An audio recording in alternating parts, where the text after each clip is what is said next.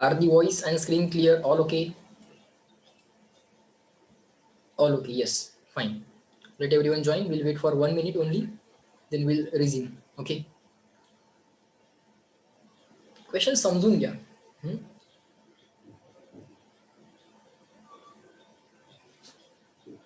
Wait for a minute. Okay, let everyone join also.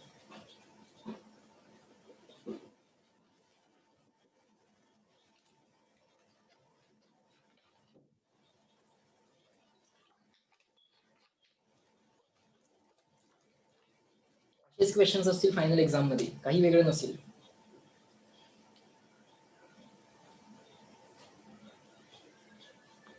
आणि मॉड्यूलच्या बाहेर तर काही जाणार पण नाहीये. तुम्ही व्यवस्थित सगळं मॉड्यूल कंप्लीट करा. एक्सरसाइज 1, 2 आणि प्रिव्हियस इयर तेच तेच तेच तेच सारखं सारखं रिवाइज करा. आणि क्वेश्चन तुम्हाला न बघता सॉल्व एकदा व्हायला लागले की दॅट्स इट.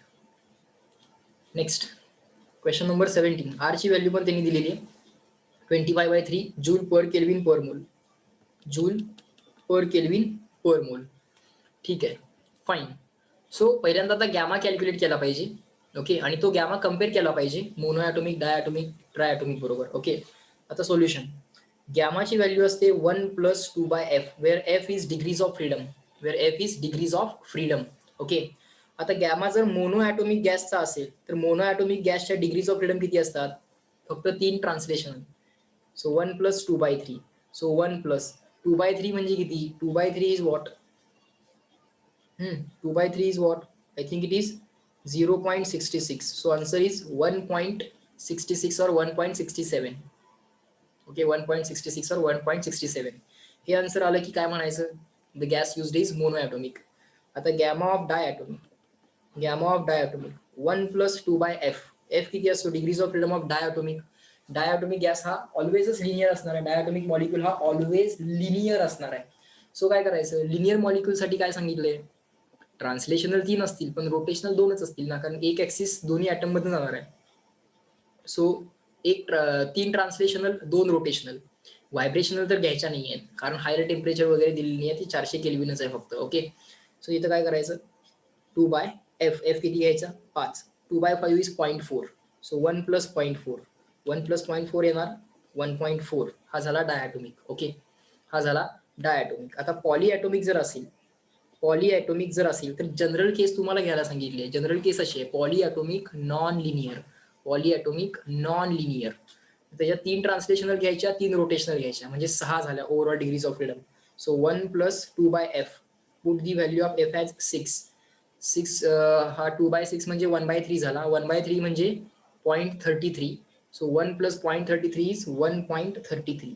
चेक करायचं 1.6 आन्सर यायला लागले, 1.4 यायला लागले की 1.3 यायला लागले. त्याच्यावरनं मोनो, डाय आणि पॉली हे सांगायचं.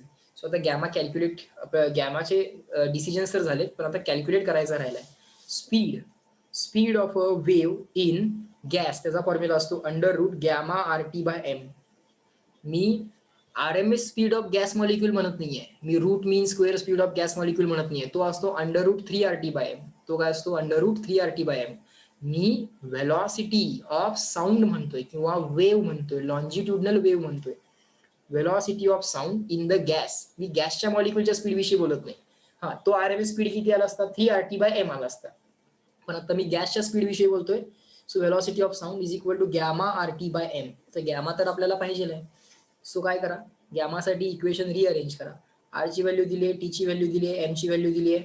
व्हेलॉसिटी नाही दिली त्यांनी डायरेक्टली, पण व्हेलॉसिटी काढता येईल कारण वेवलेंथ आपल्याला काढता येते आणि फ्रिक्वेन्सी त्यांनी दिली आहे. वेवलेंथ आणि फ्रिक्वेन्सी जर आपल्याकडे असेल तर आपल्याला स्पीड काढता येतो v is equal to n lambda करून. सो इथं आत्ताच मी काय करतो? v is equal to n lambda करतो. सो करा v is equal to n lambda √γ RT/m. दोन्ही बाजूला स्क्वेअर करा. आन्सर काय होते? n² λ² is equal to γ RT/m. Square root गेलं. ओके, ही सगळी रिअरेंजमेंट करा आणि गॅमासाठी इक्वेशन अरेंज करायचा प्रयत्न करा. सो गॅमासाठी इक्वेशन कसं अरेंज होते? Gamma is equal to n म्हणजे फ्रिक्वेन्सी आहे, n² λ² capital M divided by this RT. Okay, सगळ्या व्हॅल्यूज SI युनिटमध्ये सबस्टिट्यूट करा. ओके, कारण आपल्याला एक युनिटलेस व्हॅल्यू गॅमा पाहिजे आहे. सगळं SI मध्ये सबस्टिट्यूट करा. फ्रिक्वेन्सी 100 हर्ट्ज दिली आहे. सो इथे टाका 100 स्क्वेअर लॅमडा, लॅमडा किती दिलाय बघा, लॅमडा 10/3 येणार, लॅमडा बाय 2 5/3 आहे, मग लॅमडा किती येणार, 5/3 मीटरच आहे ना, येस 5/3 मीटरच आहे, कर्सरकडे बघू शकताय. पुढं लॅमडा किती आला, लॅमडा बाय 2 5/3 आहे, मग लॅमडा किती येणार 10/3. सो लिहून घ्या इथे 10/3. करा कॅल्क्युलेशन एकदा, हे सगळं आता खालनं कॅल्क्युलेशन पण जाऊ दे. कॅपिटल एम आता ते ग्राम पर मोल मध्ये दिले, ग्रामला रिप्लेस करावं लागेल केजी मध्ये. कॅपिटल एम ग्राम पर मोल मध्ये दिले, ग्रामला रिप्लेस करावं लागेल केजी मध्ये. ग्राम म्हणजे 10⁻³ केजी. सो 50 × 10⁻³ सो लिहा इथं 50 × 10⁻³ डिवायडेड बाय आर. आर ची व्हॅल्यू 25/3 दिली आहे, लक्षात ठेवा. 8 आपण म्हणतो ना 8.314 ते येते याच्यानी. ओके 25/3 8.4 येते. लक्षात ठेवा, तुम्हाला पण कॅल्क्युलेशन सिंपल करता येईल. 8.4 वगैरे 8.314 म्हणतो ना, ते सगळं इथे अप्रॉक्सिमेटली येईल, किंवा अप्रॉक्सिमेटली 8.4 इथे येईल 25/3 न. सो आर ची व्हॅल्यू टाकली 25/3. टेम्परेचर तर 400 केल्विन दिलेलंच आहे. ओके सो इथं तर वरती सगळी मल्टिप्लिकेशनच आहे. Divide by 3 not a big task, परत हे 3 वरती जाणार आहे, त्यामुळे multiply by 3 not a big task. Divide by 400 किंवा 4 not a big task.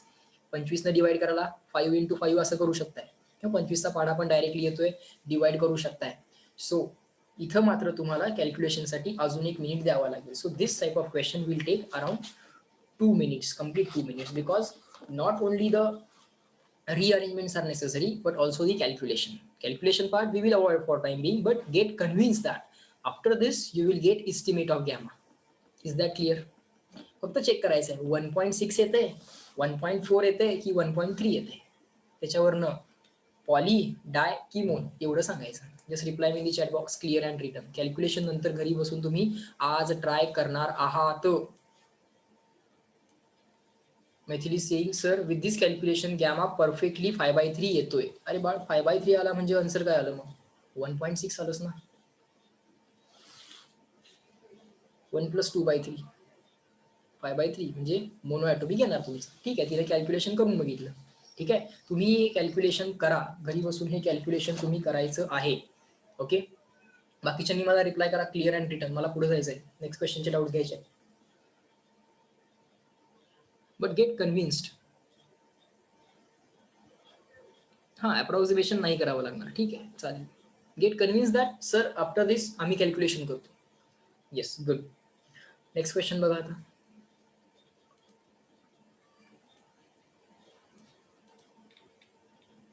Eighteen.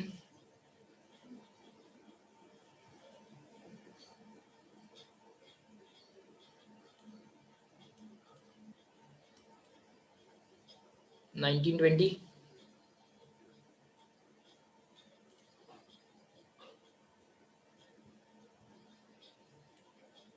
Carnot engine सोडायचे नाही असले प्रश्न. T1 दिलेला असतोय, T2 दिलेला असतोय, W दिलेला असतोय, Q1 वगैरे विचारतात. 19 वाला क्वेश्चन सॉल्व्ह करून दाखवतो, फास्ट कसा सॉल्व्ह करायचा आहे बघा. 18. ठीक आहे, पहिला 18 बघा. कशी सोल्युशन बघितलेस का नाहीस. P and Q are the two small loud speakers. Okay इथे एक P हा एक लाउड स्पीकर आहे, Q हा एक लाउड स्पीकर आहे. which emit the sound waves of same amplitude with the phase difference of pi. Amplitude same आहे, लिहा A1 is equal to A2 is equal to A. Phase difference phi is equal to pi. Phi is equal to pi. Confuse व्हायचं नाही. Phi phase difference, pi radian. A small receiver R moves along the line perpendicular bisector of PQ. बरोबर. In a direction shown in the figure, the intensity of sound recorder in the receiver alternate between a constant maximum and zero. Minimum alternates gradually between the maximum and minimum. Okay. पहिल्यांदा काय म्हटले, maximum zero minimum.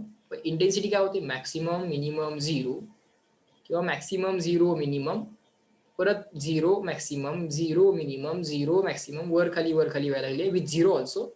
आणि इथं कसं आहे, alternates gradually between maximum and minimum, म्हणजे zero कधीच नाही झाली. 5 पर्यंत गेली 2 पर्यंत आली, परत 5 पर्यंत गेली 2 पर्यंत आली, 5 पर्यंत गेली 2 पर्यंत आली, म्हणजे झिरो कधी नाही झाली. म्हणजे असं अल्टरनेशन चालू आहे maximum and minimum. Remains constant but not zero, remains constant and equal to zero. अगदी सिंपल थॉट आहे. मला सांगा रिझल्टंट इंटेन्सिटीचा फॉर्म्युला काय? रिझल्टंट इंटेन्सिटीचा फॉर्म्युला असा आहे I1 plus I2 plus 2 root I1 I2 cos phi, 2 root I1 I2 cos phi. Okay.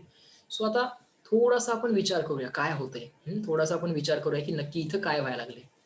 आता इथं हा रिसिव्हर आहे, सॉरी इथं हा एक सोर्स आहे, इथं दुसरा सोर्स आहे. सिंपल थॉट आहे, सिंपल थॉट आहे. सोर्स पासून आता हा रिसिव्हर आहे, इथं P हा सोर्स आहे, इथं Q हा सोर्स आहे. सोर्स पासून रिसिव्हर लांब जायला चालू झाला तर ऐकायला येणारी इंटेन्सिटी पण कमी कमी व्हायला चालू होईल. ऐकायला येणारी इंटेन्सिटी पण कमी कमी व्हायला चालू होईल. म्हणजे बेसिकली या इंटेन्सिटी ज्या आहेत त्या व्हेरिएबल आहेत. या इंटेन्सिटी ज्या आहेत त्या काय आहेत? व्हेरिएबल आहेत. हा जो काय आर आहे, हा आर त्यांनी कसं दाखवलाय बघा, इथंपर्यंत दाखवले आणि इथं परत असं एक डबल एरो दाखवलाय. आता याचं मिनिंग काय आहे हे आपण समजून घ्यायचंय. हा जो काय आर हा रिसिव्हर आहे, हा पुढं माग असं व्हायला लागलाय. म्हणजे आता मी इथं काढून दाखवतो तुम्हाला. हा जो काय आर आहे हा इथंपर्यंत जातोय, तिथनं परत येतोय, परत जातोय, परत येतोय. म्हणजे हा आर असा ऑसिलेट व्हायला लागलाय. कारण तिथे डबल एरोज दाखवलेले आहेत त्यांनी. ओके, त्याचा अर्थ आम्हाला तेवढाच घेता येतो. बरं, सो पहिल्यांदा जेव्हा आर रिसिव्हर जेव्हा इथं आहे तेव्हा काय असेल, तेव्हा अशी सिच्युएशन असेल. बरं, पाथ डिफरन्स तर काय नाहीये, पाथ डिफरन्स तर काय नाहीच आहे इथं. पाथ डिफरन्स तर काय नाहीये. जेवढा पाथ इकडच्या वेव्हनं ट्रॅव्हल केलाय तेवढा पाथ इकडच्या वेव्हनं ट्रॅव्हल केलाय. सो आधीपासून जो काय फेज डिफरन्स आहे, आधीपासून किती फेज डिफरन्स आहे? आधीपासून पाय एवढा फेज डिफरन्स आहे. ओके, आता पाथ तर कायमच इक्वल राहणार आहेत. इथं असू दे, नाहीतर इथं असू दे, नाहीतर पार्टिकल इथं असू दे, रिसिव्हर कुठेही असू दे. ऍडिशनल काय पाथ डिफरन्स जनरेट होणार नाहीये. ऍडिशनल काहीही पाथ डिफरन्स जनरेट होणार नाही. म्हणजे बाळांनो हा फाय जो काय आहे तो कॉन्स्टंट राहणार आहे. जो आधीपासून असलेला फेज डिफरन्स आहे तो ऍज इट इज राहील. ऍडिशनल काय पाथ डिफरन्सेस चेंज होत नाहीत. This path equal to this path, this path equal to this path, this path equal to this path. त्यामुळे मोशन जेव्हा या आरची चालू आहे तेव्हा काय ऍडिशनल पाथ डिफरन्स तयार होत नाहीत. म्हणजे जो काय आधीचा पाथ डिफरन्स आहे तो ऍज इट इज राहील. म्हणजे हा फाय कॉन्स्टंट राहणार आहे, हा फाय कॉन्स्टंट राहणार आहे. पण हे I1 आणि I2 मात्र चेंज होणार आहेत. जेव्हा रिसिव्हर लांब जाईल तेव्हा I1 I2 इंटेन्सिटीज कमी कमी कमी कमी होत जातील. हा झिरो नाही होणार कारण तो तिथनं परत पण येणार आहे ना. इन्फिनिटीला जर तुम्ही गेलात तरच या या या इंटेन्सिटीज किंवा यांचे अँप्लिट्यूड झिरो ऐकायला येतील. म्हणजे काय होईल, हे I1 आणि I2 जर इक्वल आहेत ना, A1 A2 इक्वल आहेत, मग I1 I2 पण इक्वल असतील, त्याला आपण I0 म्हणू. आणि तुम्हाला शिकवलं होतं I1 I2 जर इक्वल असतील आणि I0 असतील तर रिझल्टंट इंटेन्सिटीचा फॉर्म्युला काय येतोय? 4I0 cos square phi by 2, 4I0 cos square phi by 2. आता फाय किती आहे? फाय किती आहे सर? फायची व्हॅल्यू कॉन्स्टंट आहे, आपण किती आहे? पाय आहे. बर, 4I0 cos square phi by 2, phi किती आहे? पाय, म्हणजे cos square of pi by 2. Sir हा I0 तर बदलणार आहे कारण रिसिव्हर जो आहे तो जरा लांब जातोय, जवळ येतोय, लांब जातोय, जवळ येतोय, किंवा कंटिन्युअसली लांब चाललाय किंवा कंटिन्युअसली जवळ चाललाय, जे काय असेल. हा 4I0 बदलायला लागलाय किंवा I0 बदलायला लागलाय. पण sir cos of pi by 2 हा ऑलवेजच झिरो येणार आहे. कॉस पाय बाय 2 हा ऑलवेज झिरो आहे, त्याचा स्क्वेअर ऑलवेज झिरो आहे. सो इंटेन्सिटी ऑलवेज झिरो येईल. असं आन्सरच्या कन्क्लुजनला यायला पाहिजे. समजलं का? चेक करा. तोच जर फाय सोडून दुसरा काहीतरी दिला असता ना तर त्या केसमध्ये मात्र इंटेन्सिटी कमी जास्त झाली असती, झिरो झाली नसती. असं जर ऑसिलेट होत असेल तर तो झिरो झाली नसती पण कमी जास्त झाली असती. पण इथं आता कॉस्ट वाली टर्म ती कायमच झिरो येणार आहे. Is that clear? Reply me the chat box. Just reply me small C CW. Question 18.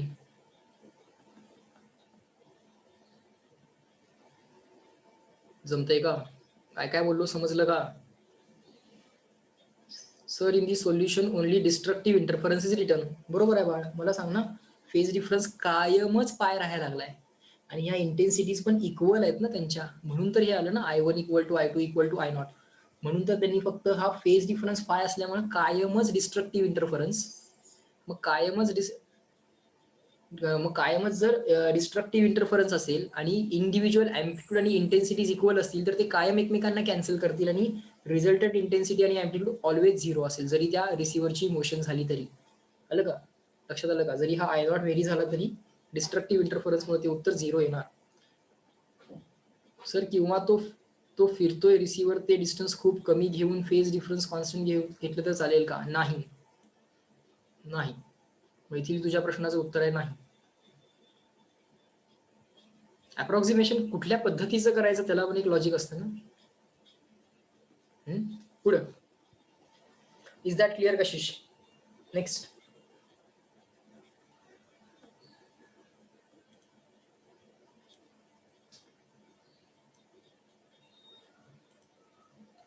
पुढच्या क्वेश्चनला चला.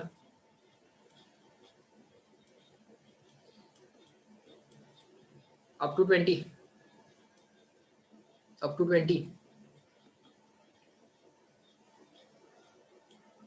हे कार्नॉटवाले क्वेश्चन्स जे काय असतात अगदी सिंपल असतात, पटकन सॉल्व्ह करायचे.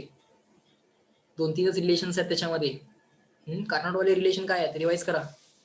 कार्नॉटवाले रिलेशन्स काय काय आहेत पटकन रिवाइज करा, लिहून घ्या. पहिला तर असतो इफिशियन्सीचा formula.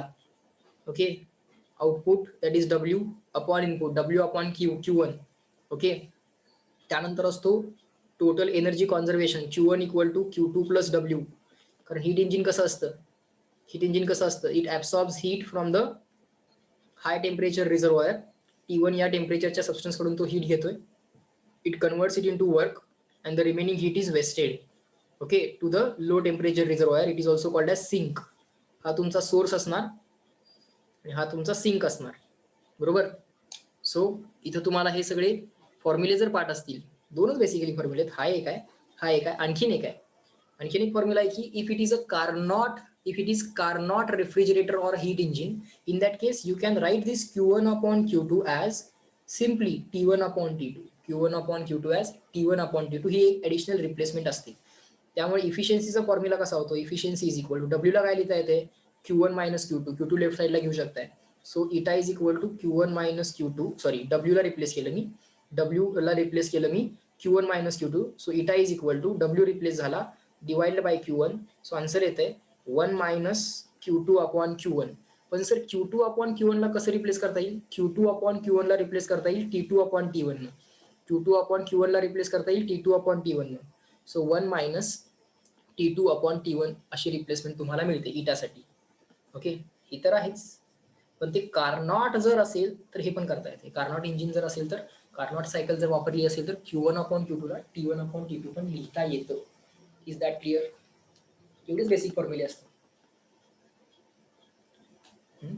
Most of the time हा फॉर्म्युला वापरून ना क्वेश्चन सुटतात. कारण यात काय केलेलं असतं, Q2 दिलेला असतो आणि W विचारतात. मग तुम्ही काय करायचं, Q1 ला रिप्लेस करायचं. डायरेक्टली हा फॉर्म्युला लिहायचा. बघा, डायरेक्टली हा फॉर्म्युला लिहायचा. T1 T2 जनरली दिलेले असतातच आणि या दोन्ही पैकी एक काहीतरी दिलेलं असते. ओके, किंवा Q1 Q2 आणि W या तिन्ही पैकी एक काहीतरी दिलेलं असते आणि दुसरं विचारलेलं असते. समजा W दिला आणि Q1 विचारला. W दिलाय, Q1 विचारलाय, मग Q2 ला रिप्लेस करा. Q2 ला कसं रिप्लेस करणार, Q1 मायनस W. आताच्या क्वेश्चन मध्ये कसं केलंय बघा की, सिंपल थॉट आहे. हे मार्क 4 मार्क सोडायचे नाहीत आणि अशा टाईपचा क्वेश्चन असतो थर्मोडायनामिक्सचा फायनल नीट मध्ये, बऱ्याच वेळा आलेलेच आहेत क्वेश्चन. सो हा क्वेश्चन सॉल्व्ह करून पुढे जाऊया पटकन की कसं ह्या इक्वेशन मध्ये त्याचं लॉजिक आहे. बघा, a Carnot engine works between 300 kelvin and 600 kelvin. आता माहिती आहे, higher temperature source, lower temperature sink. 300 kelvin काय असणार, लोअर टेम्परेचर. ओके, आणि ते केल्विन मध्येच पाहिजे. आणि हायर टेम्परेचर काय असणार, 600 kelvin. Has a work output of 800 joule per cycle. एक सायकल कंप्लीट झाली की 800 जूलचं वर्क मिळतं. म्हणजे W दिलाय, किती दिलाय, 800 joule. What is the amount of heat supplied to the engine. Heat supplied to the engine म्हणजे Q1 विचारलाय, म्हणजे W दिलाय आणि Q1 विचारलाय. मग टिपिकल क्वेश्चन आहे. ओके, पहिलं काम एवढंच करायचं.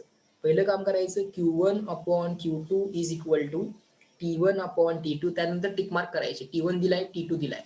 काय विचारलाय Q1. सो Q1 ला रिप्लेस करायचं नाही, Q1 ला क्वेश्चन मार्क करायचा, Q2 ला रिप्लेस करायचं. Q2 ला कसं रिप्लेस करशील, Q2 will be replace by Q1 minus W. Q2 will be replace by Q1 minus W. So इथे लिहा Q1 मायनस W. Q1 ला ऍज इट इज ठेवा, इथे लिहा Q1 मायनस W. म्हणजे T1 अपॉन T2 तर दिलाय, तो T1 सबस्टिट्यूट करा 600, T2 सबस्टिट्यूट करा 300. कन्फ्यूज करायचं नाही, उलट सुलट करायचं नाही. आन्सर येणार 2. क्रॉस मल्टिप्लिकेशन करा. This Q1 will remain as it is equal to 2 times Q1 minus as it is 2 times W. आता हा 2Q1 राईट साईडलाच ठेवा, या Q1 ला राईटला आणा. 2Q1 minus Q1 is Q1 आणि हा 2W लेफ्ट साईडला न्या प्लस 2W. सो Q1 ची व्हॅल्यू आली 2 टाइम्स W. 2 टाइम्स W किती दिलाय 800, 800. That will become 1600 joule per cycle. कारण W पर सायकलचा दिला होता, Q1 पण पर सायकलचा मिळणार. कळालं? It will take 1 minute but will give you 4 marks as well. सोडायचे नाहीत ते mark. Next, just reply me CW so that I can move on to the next question. लिहिला का तुम्ही? कार्नॉटचं रिव्हिजन केलं, सगळे कार्नॉटचे क्वेश्चन इथनंच सुरुवात होतात, मोस्टली इथंच संपतात. हा कधी कधी डायरेक्टली इफिशियन्सी वगैरे विचारलेली असते, त्यावेळी आयदर हा किंवा हा फॉर्म्युला वापरा, 1 - T2/T1 किंवा 1 - Q2/Q1. अदरवाईज Q1 दिलाय, W विचारलाय, W दिलाय, Q1 विचारलाय, Q1 दिलाय, Q2 विचारलाय, Q2 दिलाय, W विचारलाय, हे सगळं इथनं सुरुवात होते. जे विचारले ते ऍज इट इज ठेवायचं, जे नाही दिलं ते रिप्लेस करायचं. नेक्स्ट स्टेपला उत्तर असतात क्रॉस मल्टिप्लिकेशन करून. समजलं? जाऊ का पुढं?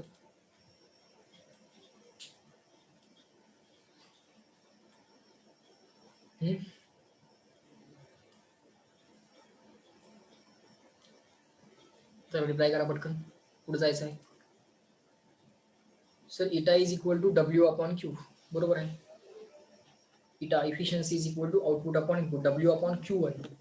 Output upon input.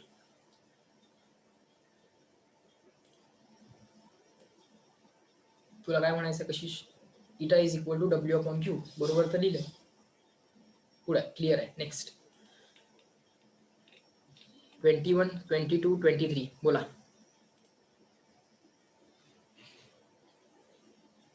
21, 22, 23.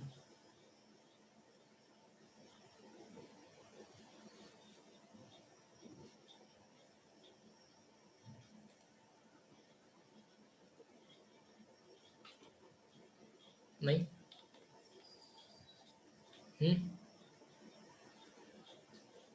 मार्क करून ठेवत चला क्वेश्चन्स. ओके, शक्यतो बघून सगळे सोल्युशन्स वगैरे बघून.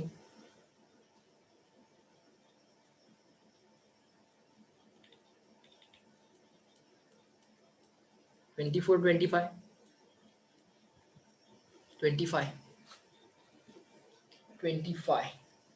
बघा सगळ्यांनी 25 माझ्याबरोबर लिहा. एकदा त्याची मेथड हाताकडनं जाऊ दे. बघा काय करायचं असते त्याच्यामध्ये. बघा आता मी कुठला अप्रोच यूज करतोय. Okay, 12 cells each having the same EMF. मी EMF लिहून घेतला E. Are connected in series with some cells wrongly connected. Okay, काही सेल्स चुकीचे कनेक्ट केले. एक सेल चुकीचा कनेक्ट केला तर तो दुसऱ्या सेलला खाणार ना. बघा 1, 2, 3, 4 चुकीचा कनेक्ट केला. 5, 6, 7. आता 1, 2, 3, 4, 5, 6, 7 correct correct correct, wrong correct correct correct. एक सेल चुकीचा कनेक्ट केला की तो काय करतो, त्याच्यासारख्या दुसऱ्या एका सेलला खातो. Okay, it will eat up one more cell. Okay, if you connect one cell wrongly it will eat up one another cell. If you connect two cells wrongly it will eat up two other cells. दोन sale wrong connect केले की अजून दोघांना तो खातो. Okay, म्हणजे overall 4 लोक गायब होतात. ठीक आहे. So there are such 12 cells. Okay, 12 सेलचं ओव्हरऑल आन्सर किती यायला पाहिजे होतं? 12 टाइम्स E. इफेक्टिव्ह सिरीज मध्ये इफेक्टिव्ह काय असतं? Addition.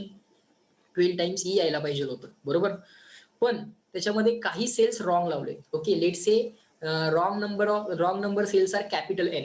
How many cells wrong connect केले आपण? कॅपिटल N काय केले? रॉंग कनेक्ट केले. मग ते किती लोकांना खाणार, अजून एन लोकांना खाणार. मग त्या दोघांनी एकमेकांना खाऊन टाकलं, किती शिल्लक राहिले मग 12 टाइम्स ई. जर सगळे व्यवस्थित कनेक्ट झाले असते तर 12 टाइम्स ई आन्सर आला असतं. पण या एन रॉंग लोकांनी काय केलं, आणखीन एन राईट लोकांना खाऊन टाकलं, म्हणजे ते स्वतः पण गेले आणि राईट वाले पण गेले. सो -2n एवढे सेल कमी झाले. Are you getting this? This will be effective equivalent EMF. Is that clear? पहिल्यांदा एवढंच कळू दे, क्वेश्चन बघू नंतर, पहिल्यांदा कॉन्सेप्ट समजून घ्या. Connecting wrong cells. Wrong cell connect केल्यामुळे काय होतं, एक सेल रॉंग कनेक्ट केला की तो आणखीन एकाला खातो. मग या 12 सेल मधले 2 सेल रॉंग असतील तर काय होईल, 12 सेल मधले 2 सेल रॉंग असतील तर 12 टाइम्स ई यायला पाहिजे होतं, मायनस, किंवा असं म्हणूया 12 मधले 3 रॉंग आहेत, 12 मधले 3 रॉंग आहेत म्हणूया, कारण 2 आणि 2 कन्फ्युज होईल. 12 मधले 3 रॉंग आहेत, 3 रॉंग आहेत तर काय, ते 3 आणखीन तिघांना खातील, म्हणजे ओव्हरऑल 6 लोक गायब झाली, 6 लोक मदत करणार नाहीत आता. सो 12 टाइम्स ई आन्सर येणार होतं. त्यात 3 सेल्स रॉंग आहेत, 3 cells are wrong, 3 cells wrong, आणखीन तिघांना खाल्लं, म्हणजे 6 सेल गायब झाली, 6 सेल गायब झाली. सो -6 टाइम्स ई करावं लागेल की. So final answer will be 6 times E, असा तो विचार असतो. ओके. सो असे 12 सेल्स आहेत, प्रत्येक सेलचा ईएमएफ, प्रत्येक सेलचा EMF of each cell is equal to E घेऊयात. EMF of each cell is equal to E घेऊयात. आता क्वेश्चन मध्ये या. आता जरा ऑब्झर्व करा. आता मी क्वेश्चन वाचतो आणि सॉल्व्ह करतो, फक्त ऑब्झर्व करायचं. आता ऍक्च्युअल क्वेश्चन काय बघूया.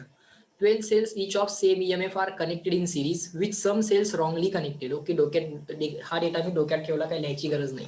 The arrangement connected in the series with an ammeter of two identical cells, ammeter and two identical cells. Okay, the arrangement connected in series with an ammeter and two identical cells. Okay, fine. आता second statement थोडंसं confusing आहे, काय म्हणायचं आहे जरा लगेच लक्षात येत नाहीये. ठीक आहे, पण ही जी काय अरेंजमेंट आहे 12 सेलची, ती एक 12 सेलची अरेंजमेंट आहे आपली. ओके, 12 सेलची अरेंजमेंट आहे. That arrangement is to be connected, that arrangement is connected in series with an ammeter, म्हणजे याच्याबरोबर सिरीज मध्ये एक ॲमीटर आहे, अँड 2 आयडेंटिकल सेल्स. ठीक आहे, अजून 2 आयडेंटिकल सेल्स आहेत. ते 2 सेल्स कसे लावलेत ते माहित नाही आपल्याला. हा एक सेल आहे आणि अजून एक आयडेंटिकल सेल आहे. मी आता डायरेक्टलीच करायला लागलोय, सिरीज मध्येच घ्यायला लागलोय त्यांना आपण. Okay, the current is 3 ampere when the cells and the battery aid each other. Okay,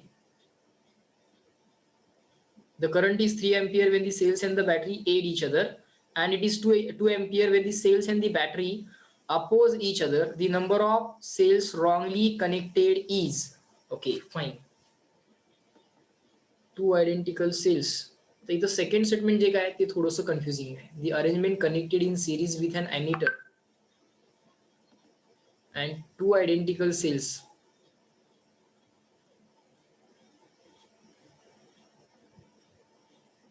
The arrangement connected in series with an ammeter and the 2 identical cells is 3 ampere,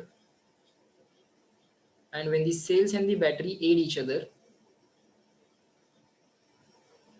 बर, सेल्स आणि battery असा एक विचार केलाय.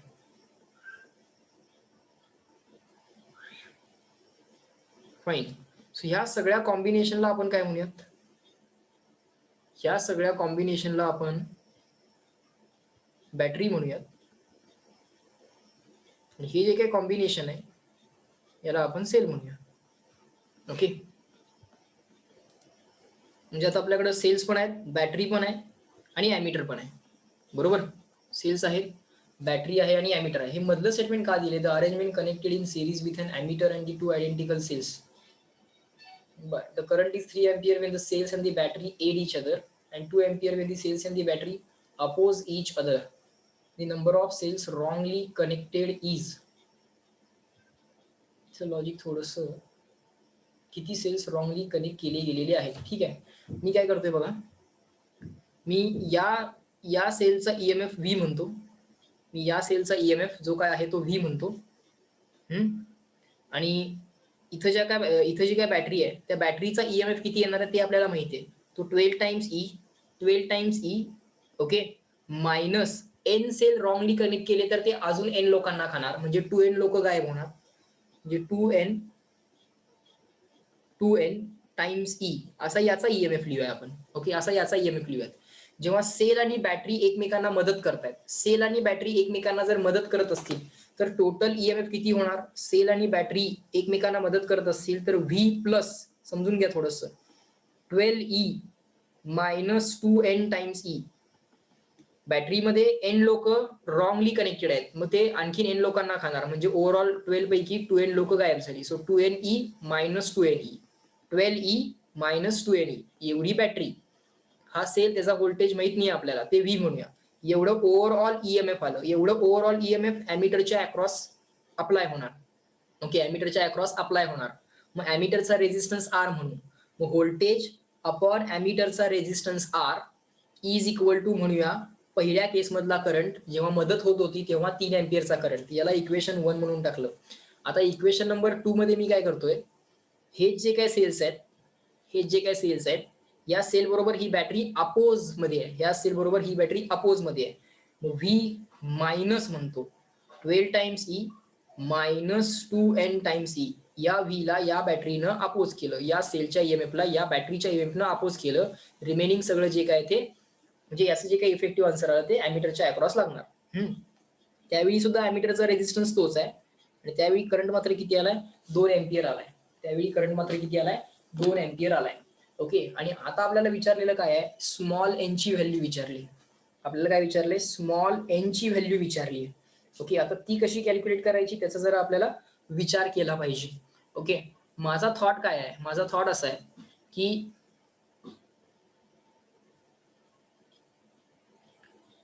इथं जी काय ही जी काय हे जे काय सेल्स, इथं जी काय सेल तयार केलाय हा सुद्धा याच याच याच सेल सारखा आहे. म्हणजे त्याचा पण ईएमएफ मी ई आणि ई घेऊन इफेक्टिव्हली त्याला पण 2e करायचा माझा विचार आहे, जेणेकरून या इक्वेशन्स मधले व्हेरिएबल्स कमी होतील. कारण इथं झालंय कसं, माझ्याकडे 2च इक्वेशन्स आहेत, त्यात मला हा एन अननोन आहे, बरोबर. हा व्ही मला माहित नाहीये. आर रेशो घेऊन इलिमिनेट होईल, पण हा व्ही कसा इलिमिनेट करायचा तो प्रश्न माझ्या समोर आहे. ओके, समजतंय का मला काय काय म्हणायचं?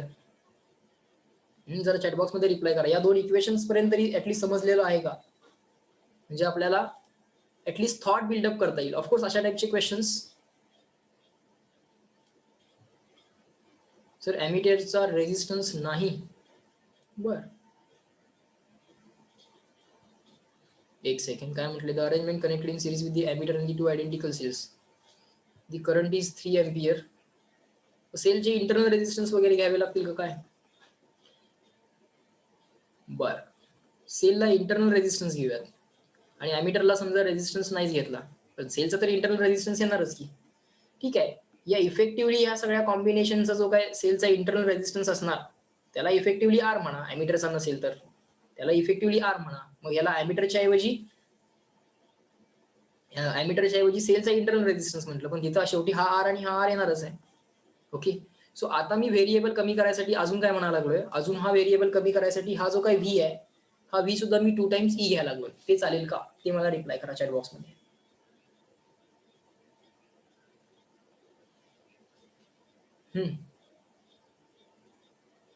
याचं सोल्युशन बघूया. सोल्युशन ओपन करूया आपण.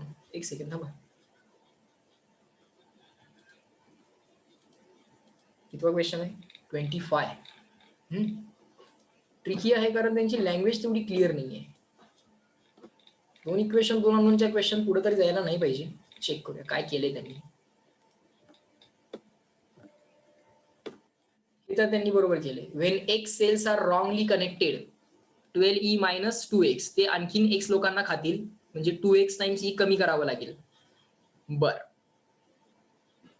बरोबर आहे, आपल्यासारखंच केले बाळांनो, सेम केले. मी जो थॉट मांडायला लागलोय ना की मी हा जो आता व्ही आहे या व्ही ला पण 2e लिहिणार आहे, तेच केले त्यांनी. चेक करा, जेव्हा 3 आन्सर आलंय त्यावेळी 2e म्हणजे हा व्ही आणि इथलं प्लस साईन म्हणजे हे प्लस साईन आणि हा 12e मायनस 2xe, तसं माझा 12e minus 2ne same equation, बरोबर. इथलं मायनस इथं आहे, इथं जसं मायनस आहे तसं वहीवरती पण बघा आणि सोल्युशन मध्ये पण बघा. हे मायनस 2e केले. मायनस 2e केले म्हणजे काय? अपोज झालाय. या दोघांमध्ये व्ही आणि ह्याच्यामध्ये अपोज झालाय म्हणजे ते मायनस साईन आहे. ओके, आणि हा 12e मायनस 2xe तसा 12e मायनस 2ne सेम आहे. सो आणखीन एक थॉट जो काय मी मांडायला लागलोय व्हेरिएबल कमी करायसाठी, तो तुम्हाला समजला का? माझा थॉट एवढाच आहे की ज्याच्यामध्ये आता मी व्ही ला रिप्लेस करायला लागलोय 2 टाइम्स ई. हा जो काही व्ही आहे हा ई आणि हा ई, ई प्लस ई किती झाला? ई प्लस ई झाला 2 टाइम्स ई. ओके, सो इथं मी काय लिहायला लागलोय 2 टाइम्स ई. आता 2 टाइम्स ई प्लस 12 ई किती होणार? 14 E. 14 E minus 2 N E. So लिहा नेक्स्ट पेज वरती माझ्या बरोबर लिहा. 14 E minus 2 N E divided by R, जो काही इफेक्टिव्ह सर्किटचा रेझिस्टन्स असेल इज इक्वल टू 3. आणि नंतरच्या केसमध्ये कसं होणार आहे? हा 2 times E minus 12 times E, 2 times E minus 12 times E, 2 E minus 2 minus 12 minus 10 minus 10 E. ठीक आहे, मायनस 10 ई तर मायनस 10 मायनस 10 ई. हा मायनस ऑब्झर्व करा, हा मायनस आणि हा minus plus, minus minus plus, plus 2 N E plus 2 N E divide by सर्किटचा जो काही इफेक्टिव्ह रेझिस्टन्स आहे त्यावेळी 2 एम्पियरचा करंट आहे. आता काय E upon R, E upon R common येते, E upon R, E upon R, E upon R, E upon R common घ्या, रेशो घ्या, कॅन्सल होईल E upon R. So common घेऊन रेशो घेतला तर काय होणार? 14 minus 2n, 14 minus 2n divided by this upon this, E by R, E by R common common, यातनं पण कॉमन येईल, यातनं पण कॉमन येईल, रेशो घ्या. 14 minus 2n divide by minus 10 plus 2n, minus 10 plus 2n, 3 by 2 is equal to 3 by 2. Cross multiplication 14 into 2 28 minus 4 times n is equal to 3 into minus 10 minus 30, 3 into plus 2n 6n, 6n as it is ठेवा, 4n राईटला पाठवा. 4n राईटला गेले की काय होतील? 4n plus 6n 10n, minus 30 लेफ्टला पाठवा, minus 30 plus 28 58. So यांचं answer किती यायला लागले? 5.8 यायला लागले. त्यांचं आन्सर किती आलंय? 1 आलंय. आपली काय मिस्टेक झाली आहे का जरा चेक करा.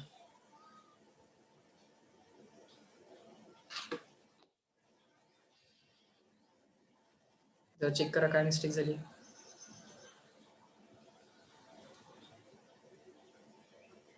प्लस मायनस आपले घ्यायला चुकलेत का? कारण त्यांनी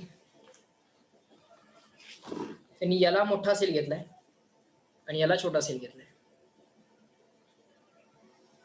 याला मोठं घेतलंय मायनस याला छोटं घेतलंय आणि आपण याला मोठं म्हटलंय, 2 ईला मोठं म्हटलंय आणि मायनस याला केलंय.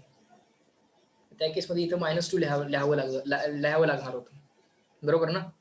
थॉट बघा की 12 इथे 12 सेल्स आहेत आणि इथे 2 सेल्स आहेत. ओके, तर इफेक्टिव्हली याला मोठं घेतलं पाहिजे, इफेक्टिव्हली याला मोठं घेतलं पाहिजे. आपण इथं काय केलंय? या व्ही ला मोठं घेतल्यामुळं इथं जो काय 2 लिहिलाय तो निगेटिव्ह यायला पाहिजे, तो पॉझिटिव्ह घेतलाय आपण. तिथं आपली मिस्टेक झालेली आहे. म्हणजे आपल्या हिशोबानं, त्यांच्या हिशोबानं कसं आहे, ही बॅटरी मोठी आहे आणि हा सेल लहान आहे.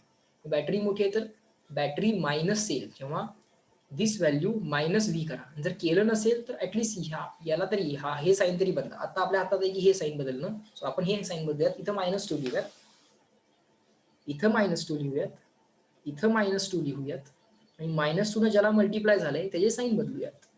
म्हणजे इथं प्लस होईल, सॉरी